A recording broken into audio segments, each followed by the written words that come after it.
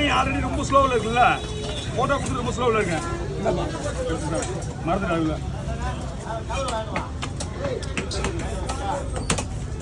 தலைவா ஃபுல்லாக குட்டி.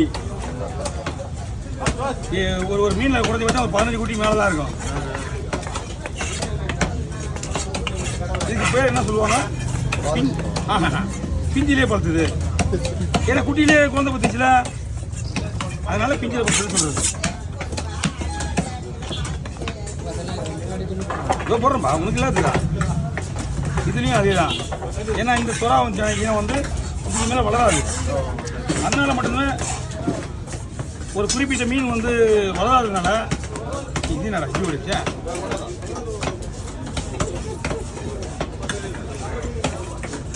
இன்னது